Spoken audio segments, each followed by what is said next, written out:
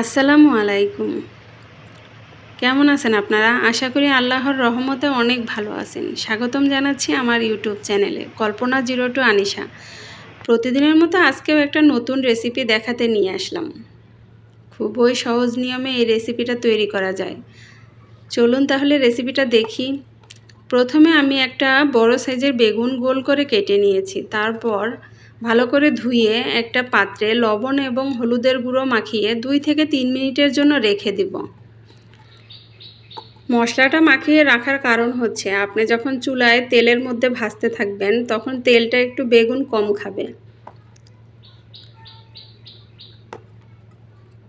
অন্যদিকে আমি একটা পাতিলে তেল দিয়ে গরম করে নিব। আমি 7 থেকে 8 চামচের মতো তেল দিয়েছি।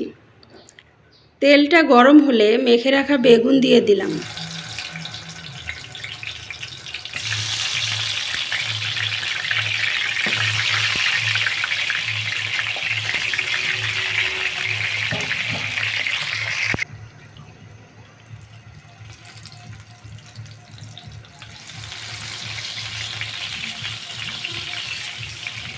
দুই থেকে 3 বার উল্টাই দিলেই হবে।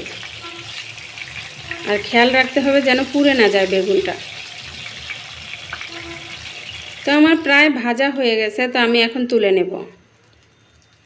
বেগুনের কালার যখন এরকম হবে তখন তুলে নিতে হবে।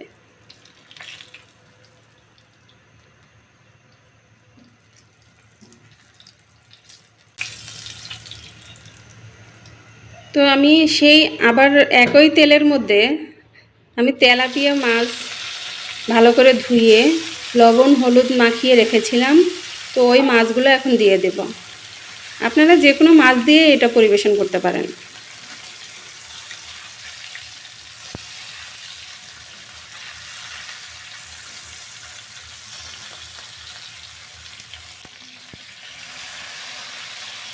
তো আমার মাছটা প্রায় ভাজা হয়ে গেছে, এখন আমি এগুলো তুলে রাখবো।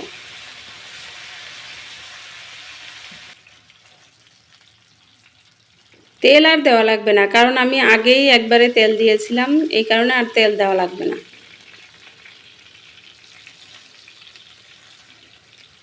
একই তেলের মধ্যে আমি এখন দুটো বড় পেঁয়াজ কুচি কুচি করে কেটে রেখেছিলাম, সেই পেঁয়াজগুলো দিব। তারপর আমি কয়েকটা কাঁচামরিচ কুচি করে কেটেছিলাম, সেগুলোও দিয়ে দিলাম। দিয়ে একটু নেড়ে চেড়ে দেওয়ার পর আমি এখানে যখন হালকা পরিমাণে একটু ভাজা ভাজা হবে তখন আমি 1 চামচ আদা বাটা এবং 1 চামচ রসুন বাটা দিয়ে দিলাম। তা আবার কিছুক্ষণ নাড়তে থাকবো।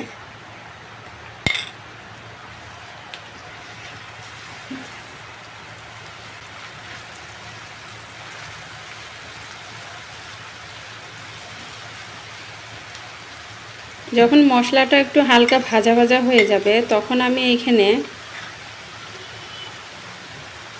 1 চামচ পরিমাণে হলুদের গুঁড়ো দিয়ে দিব।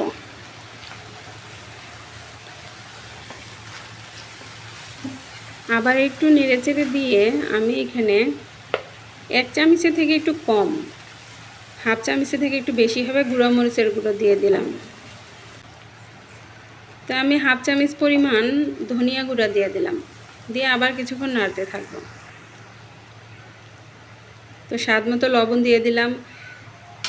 লবণটা একটু কম দিতে হবে, কেননা আগে মাছের মধ্যেও লবণ মাখা ছিল, বেগুনের মধ্যেও লবণ মাখা ছিল। মশলাটা নাড়াচাড়া দেওয়ার পর আমি একটা টমেটো কিউব করে কেটে রেখেছিলাম, সেই টমেটোগুলো দিয়ে দিলাম।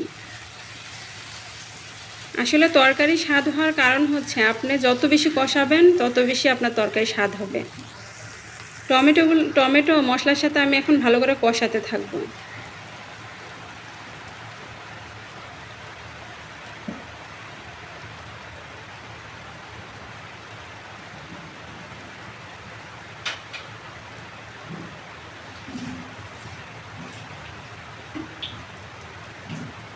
তো আমার মশলাটা ভালোই কষানো হয়ে গেছে, তো আমি এইখানে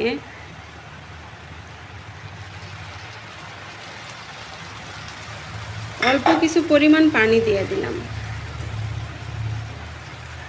তারপর এখন নেড়েচেড়ে দিয়ে ঢাকনা দিয়ে কিছুক্ষণের জন্য ঢেকে রাখবো, দেন ভালো করে মশলাটা আরও কষানো হয়।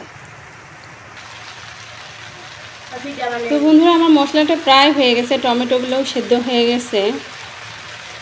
তো আমি এখন যে বেগুনগুলো ভেজে রেখেছিলাম এবং মাছটি ভেজে রেখেছিলাম সেগুলো দিয়ে দেবো। আমি আর পানি দেব না এখানে, কারণ আমার পানি দেওয়ার পরে পানিটা শুকিয়ে তেলগুলো ছেড়ে দিছে। তো আর আমি এই তেলের মধ্যেই সেই তরকারিটা রান্না করব, পানি দেব না।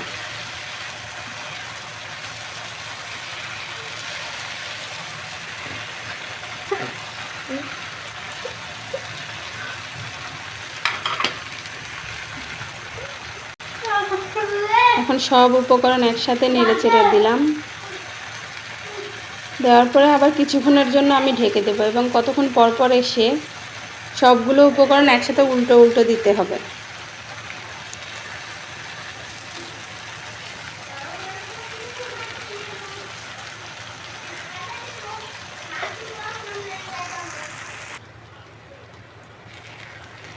মাছটাও এখন উল্টিয়ে দিলাম।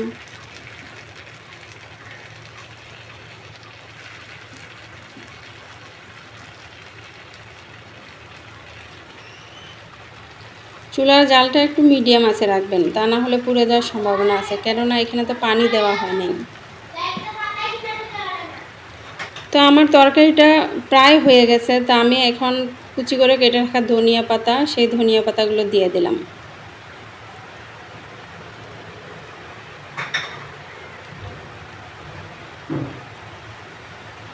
তো বন্ধুরা আমার তরকারিটা হয়ে গেছে, এখন আমি তুলে পরিবেশন করব গরম ভাতের সাথে।